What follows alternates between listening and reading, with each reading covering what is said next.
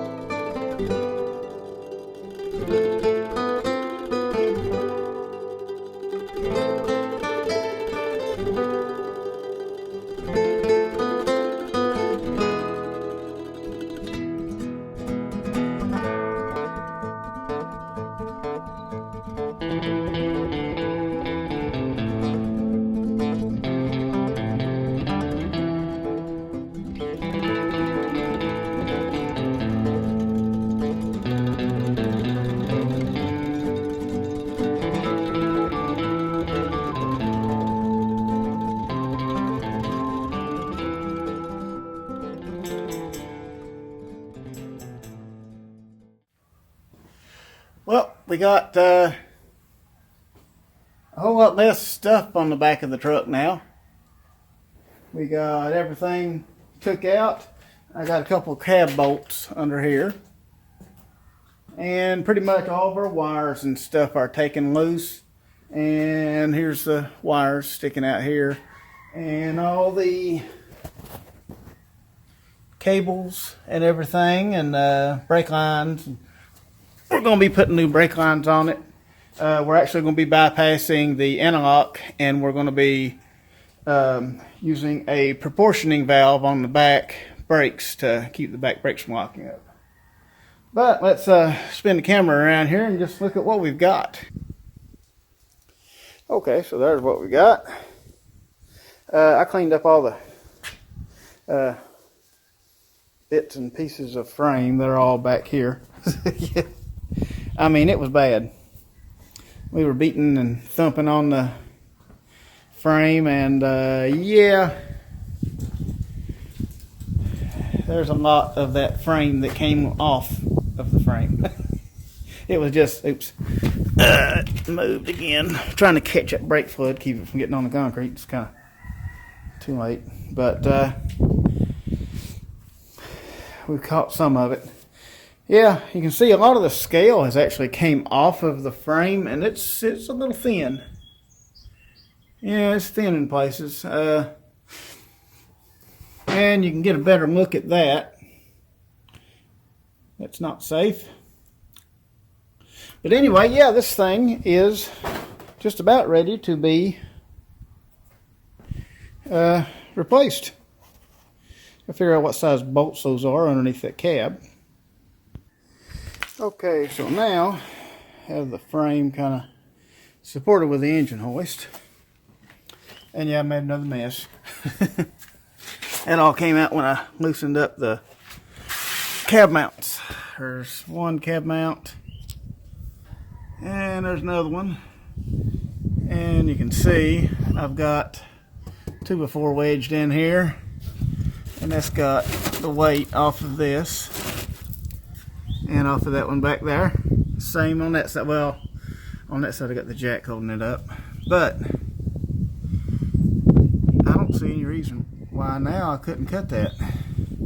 What I'm going to do, I'm going to make my incision. Probably I'll probably go ahead and bring it all the way back to here, because it's yeah, we've got frame in front of that. See how far we got in front of it. Okay, you can see here's that mount. We've got about that much. So about where that board's at. So if I cut it back here, that leaves enough overlapping. Yeah, I think we can make it work. Only thing I can see to do is cut that frame right here. Okay, so that's one side. That part is loose. Cut through. And we'll get the other side and get the frame out of there.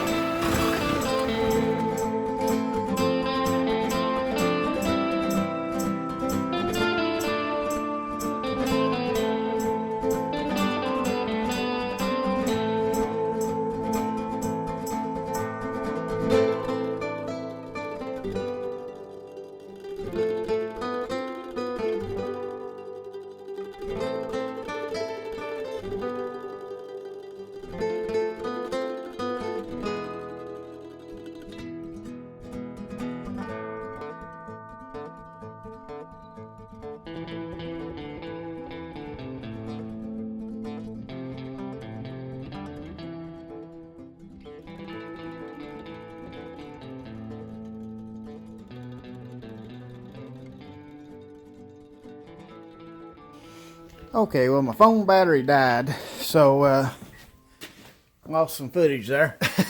Or, well, I didn't get the footage, actually. There is, there's the splice up here, and this frame.